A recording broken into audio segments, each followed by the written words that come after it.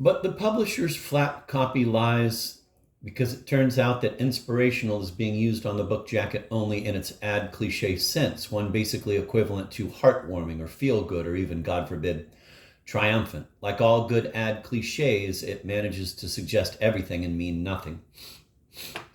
Honorably used to inspire means, according to Mr. American Heritage, quote, to animate the mind or emotions of, to communicate by divine influence, end of quote. Which is to say that inspirational, honorably used, describes precisely what a great athlete becomes when she's in the arena performing, sharing the particular divinity she's given her life for, letting people witness concrete, transient instantiations of a grace that for most of us remains abstract and immanent. Transcendent as were Tracy Austin's achievements on a public court, her autobiography does not come anywhere close to honoring the promise of its flat copy's inspirational. Because forget divine, there's not even a recognizable human being in here. And this isn't just because of clunky prose or luxated structure. The book is inanimate because it communicates no real feeling and so gives us no sense of a conscious person. There's nobody at the other end of the line.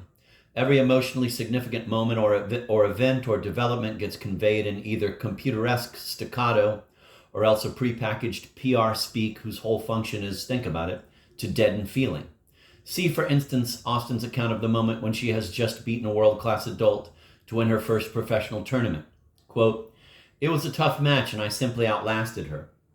I was beginning to get a reputation for doing that. When you play from the baseline, perseverance is everything. The prize money for first place was $28,000, end of quote.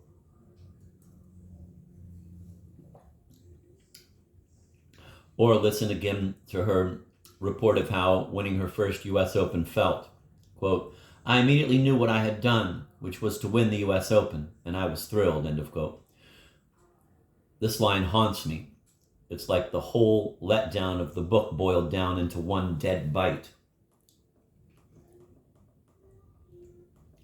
Or check out the book's description of her career's tragic climax. After working for 5 years to make a comeback and then literally on the way to Flushing Meadows National Tennis Center, getting sideswiped by a van and having her leg shattered through sheer bad luck, Tracy Austin was now permanently finished as a world-class athlete.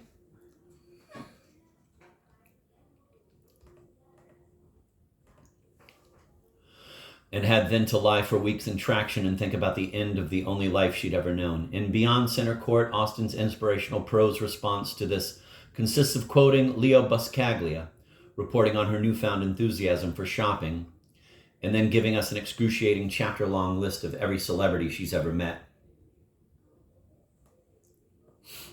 Of course, neither Austin nor her book is unique. It's hard not to notice the way this same air of robotic banality suffuses not only the sports memoir genre, but also the media rituals in which a top athlete is asked to describe the content or meaning of his technique.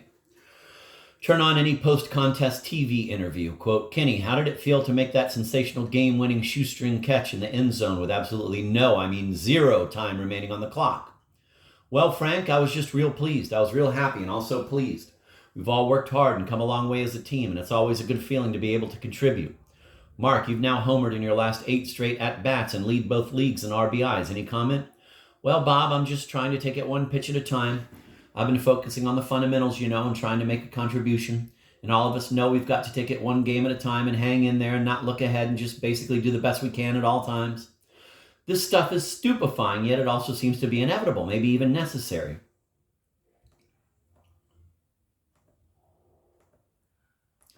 The baritones and network blazers keep coming up after games, demanding of physical geniuses these recombinant strings of dead cliches, strings that after a while start to sound like a strange kind of lullaby, and which of course no network would solicit and broadcast again and again if there weren't a large and serious audience out here who find the banalities right and good, as if the emptiness in these athletes' descriptions of their feelings confirmed something we need to believe.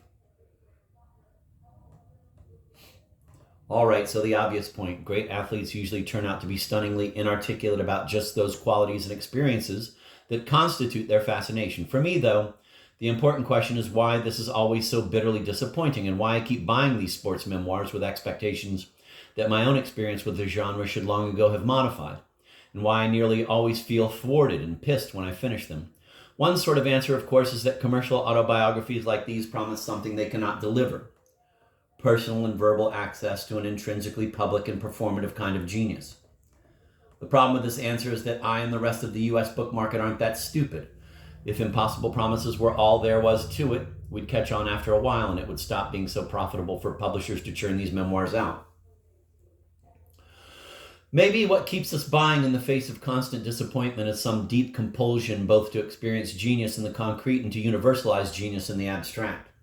Real, indisputable genius is so impossible to define and true techne so rarely visible, much less televisable, that maybe we automatically expect people who are geniuses as athletes to be geniuses also as speakers and writers, to be articulate, perceptive, truthful, profound.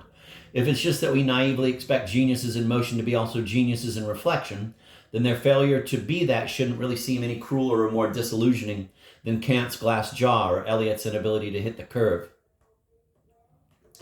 For my part, though, I think there's something deeper and scarier that keeps my hope one step ahead of past experience as I make my way to the bookstore's register.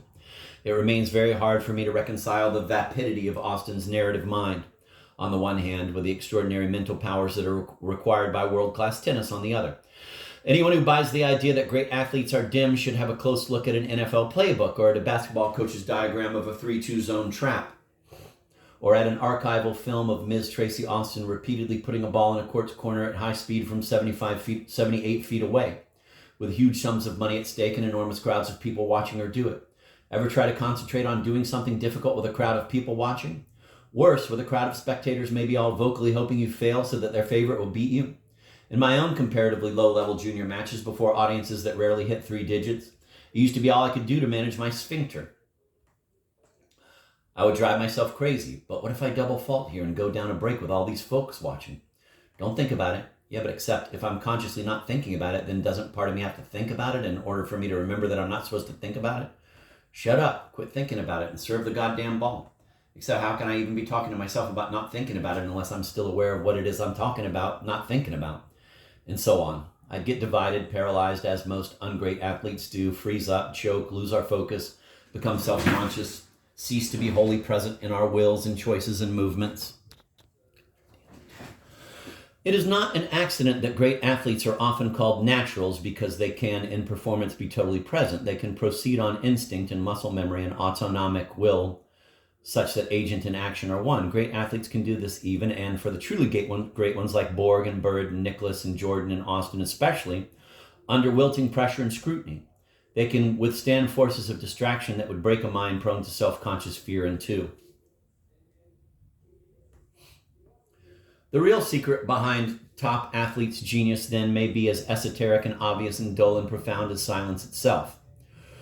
The real many-veiled answer to the question of just what goes through a great player's mind as he stands at the center of a hostile crowd noise and lines up the free throw that will decide the game might well be nothing at all.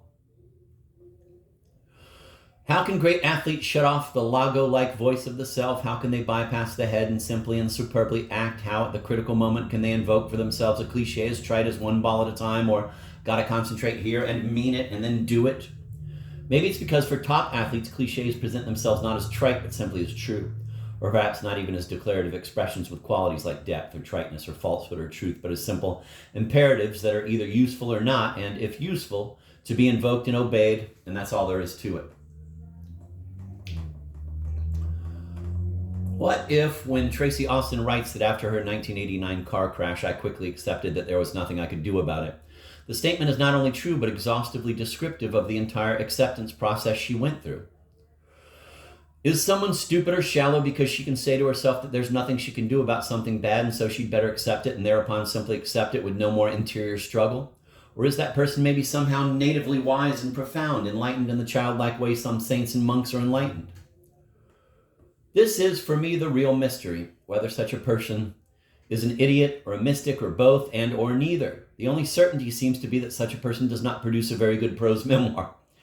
That plain empirical fact may be the best way to explain how Tracy Austen's actual history can be so compelling and important, and her verbal account of that history not even alive. It may also, in starting to address The differences in communicability between thinking and doing and between doing and being yield the key to why top athletes' autobiographies are at once so seductive and so disappointing for us readers. As is so often SOP with the truth, there's a cruel paradox involved. It may well be that we spectators, who are not divinely gifted as athletes, are the only ones able truly to see, articulate, and animate the experience of the gift we are denied, and that those who receive and act out the gift of athletic genius must, perforce, be blind and dumb about it, not because blindness and dumbness are the price of the gift, but because they are its essence. 1994.